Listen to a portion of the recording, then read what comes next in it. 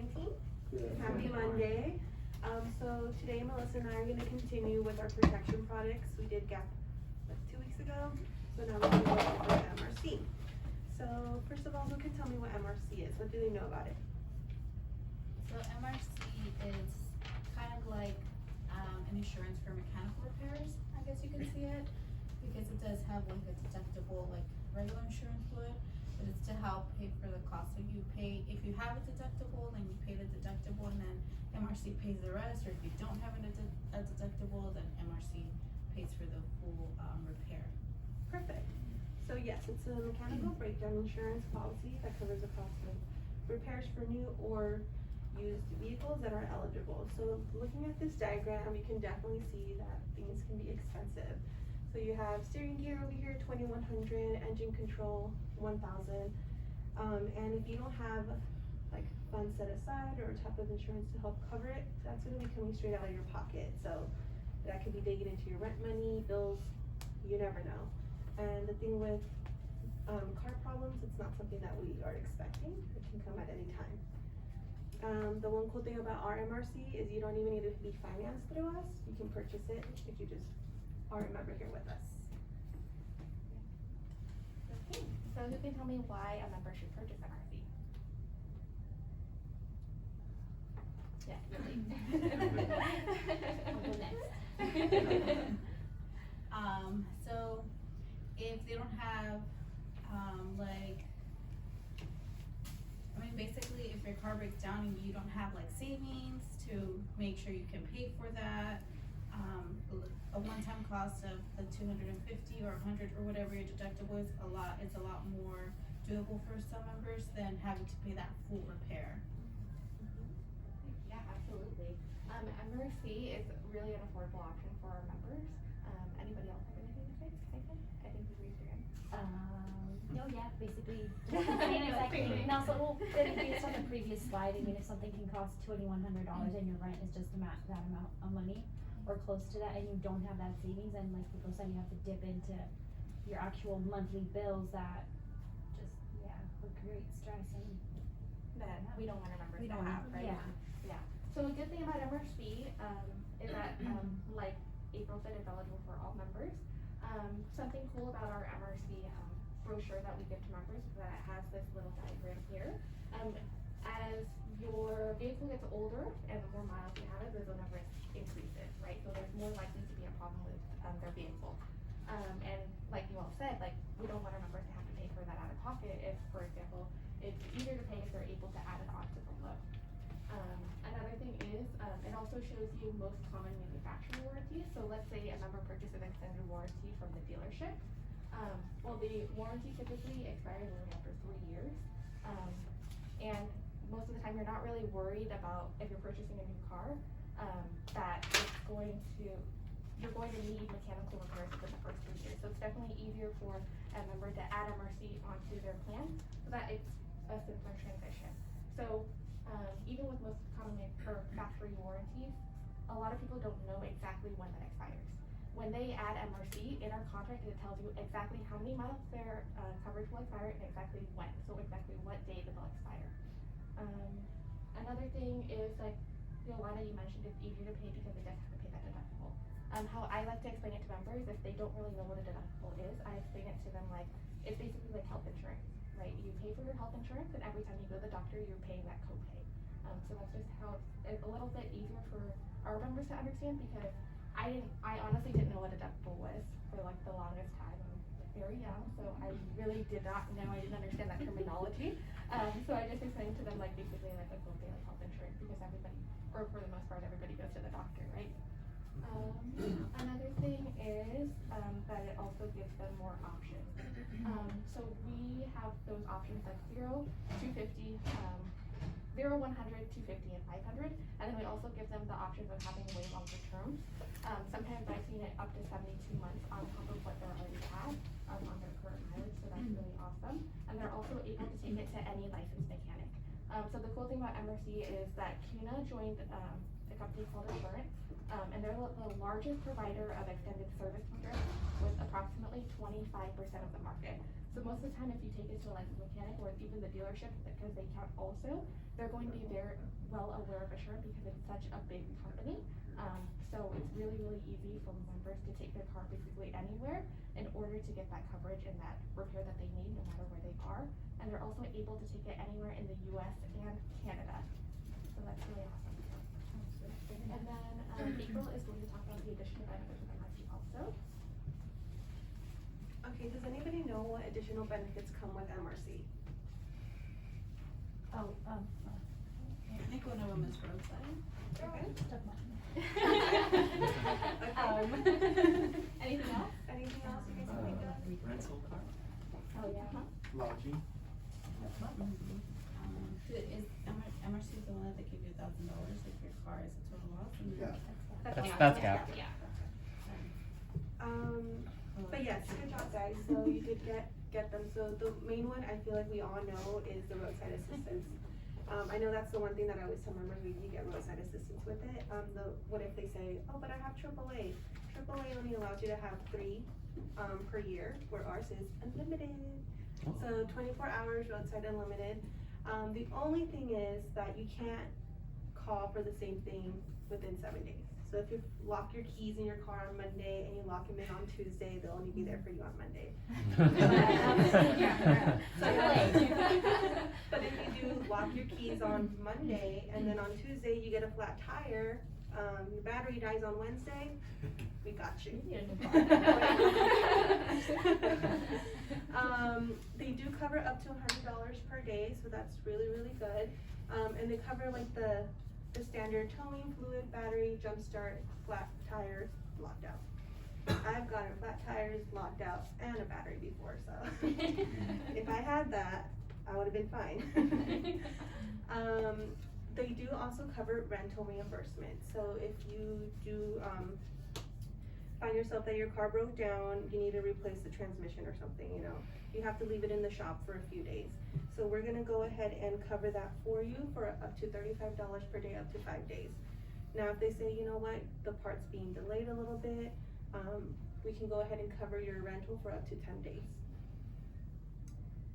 Sorry, really quick, is it 10 additional days or an extra? An extra 5 days. Oh, okay, so a total of 10. Total 10. You're overthinking it here. Last thing, again, it travel reimbursement, so you're going to San Francisco with the girls or the guys, and your car breaks down or something, and then so you have to get it fixed, you're stranded, oh no, what are we gonna do? It's fine, we're gonna cover, if you're 100 miles away from home, we're gonna cover your lodging, your meals, and any rental that you may need. Now, that's gonna be up to $200 a day for up to 5 days. You can easily get an Airbnb for cheaper than that, so definitely is doable. And what other extended warranties do that? Not much. You know, if you get it with the dealership, they're just gonna cover the maintenance. They're not gonna be helping you roadside assistance. They're not gonna be paying for your lodging, paying for your food, or your rental. So definitely something you wanna talk to members, especially if they do travel a lot. Definitely something to talk to them about it. Okay, so if you can tell me what vehicles or what restrictions there are in order to go to this MRC. So what vehicles are eligible and what vehicles are ineligible? Vehicles that have more than 150,000 miles are not eligible, and sometimes even if they're too close to it, are also not eligible. Classic cars? Yeah. Are eligible. Electric cars? Electric cars are actually eligible for Are they? MRC. Yes, they are. Thinking of diesel, right?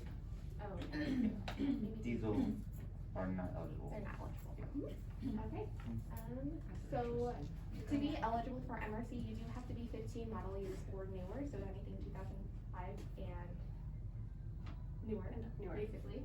They are eligible for MRC, which is really, really good, because a lot of times people are purchasing used vehicles. I know when I got my vehicle, it was a 2005, and I only got it at like 100,000 miles, so it would have been eligible for MRC, and if I had known about it before, I probably would have gotten it because, well, it had a lot of problems, let me just say. Perfect, and then it also has to have less than 150,000 miles, so that's, Saika, you're right, less than 150,000 miles, and yes, sometimes when you generate the quote for MRC, it doesn't tell you, or it tells you that it's actually not eligible because it's really close to that. And we don't really offer something that's super, super close to it because they're going to be paying so much more. And we really want to help the members. So CUNA, the website itself isn't going to generate a quote for it because it's probably better not to have them pay so much for MRC if it's going to expire that quickly. Because once it hits 150,000 miles, it's cut off. So for vehicles that are ineligible, that's vehicles used commercially. So similar have, like when we were talking about GAP at our last meeting, this also includes DoorDash and Grubhub. So if they're using their vehicle for those food delivery services, they're not eligible for MRC. Like they can get it, but when they file the claim, they're not going to be able to file that claim because it was when they were working for Grubhub or DoorDash. Yes. Is that the same for like Uber and Lyft? Same for Uber and Lyft, yes. So it's vehicles used commercially, even if it's like a kind of like a self-employed business, but not really. It's still under that company umbrella. Another thing for ineligible vehicles is selfish and legal titles. Motorcycles and motorhomes, exotic non-US specification vehicles lowered or lifted. So if they did those modifications to the vehicle, they're not going to be eligible to purchase those MRC. And then also trucks over 1 ton, and then diesel vehicles also are not eligible for MRC, like Danny said.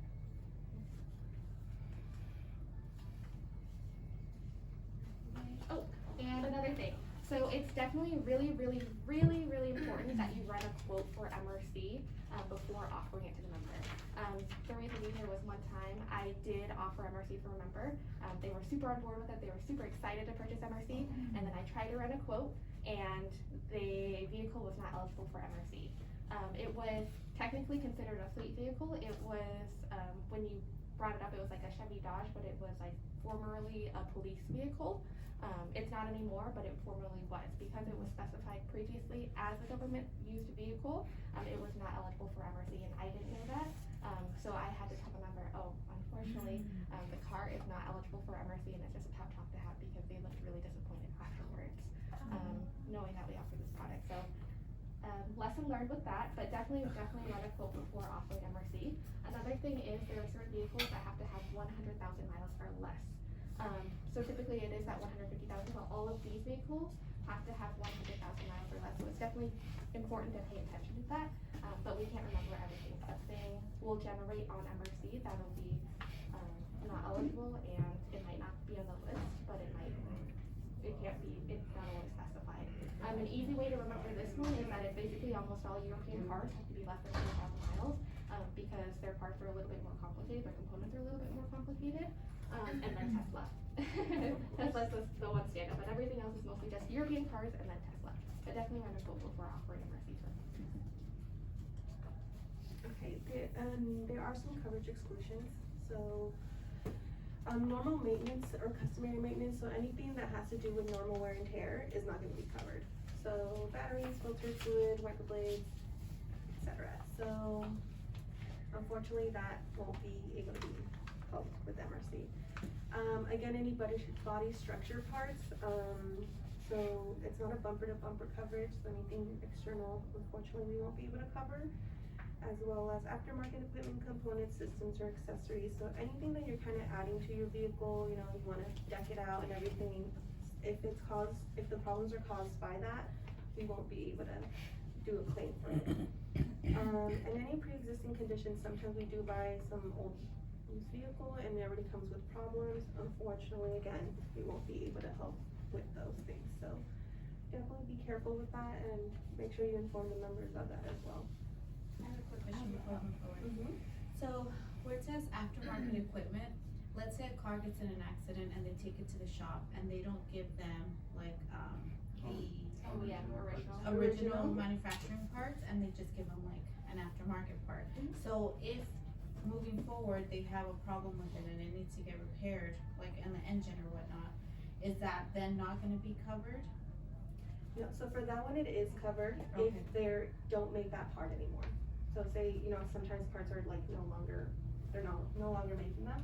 If that's the case, they still will cover it. But so sometimes they make the same part, but like a company has made the same part, but it's cheaper. It just doesn't have the brand name. Like let's say It was still I don't think that's aftermarket, that's just Yeah, a different. yeah. Yeah. brand, right? Yeah, so, okay. so it's not like a modification. Okay. Like in terms of like aftermarket, like equipment is kind of like, more of those modifications, like let's say, a mechanic or a car were to break down because they went ahead and modified their vehicle, in that case, MRC would not cover that. Like they put a different exhaust system than Yeah. more Yeah. detail. Yeah. Okay. Exactly, got it. Question? Yes. Sorry. For pre-existing conditions, I'm assuming it's kinda like when you go to the doctor, if I go to the doctor because my heart hurts, and then I have PSP and then it's a pre-existing condition, it's not covered. So similar to a vehicle where I already took it in, it's registered that I took it in for that already, and then I take it in again, they pull up the report like, oh, that doesn't qualify, right? Exactly, yeah, Yeah, so sure. basically a pre-existing condition, but even then, like, let's say, they come in, they wanna purchase MRC because they know something's wrong with it. When they take it to the licensed mechanic, like, they run that risk, like, if we tell them that it doesn't take in pre-existing conditions, but they haven't taken it to the mechanic yet, and then they do take it to the mechanic, they run that risk of, the mechanic seeing that this was like an old problem. Because mechanics can see it, They like, can if they're tell. like mechanic, they can see that this has been going on for a while, there are some serious problems with your car, and in that case, that counts as a pre-existing condition. Thank you.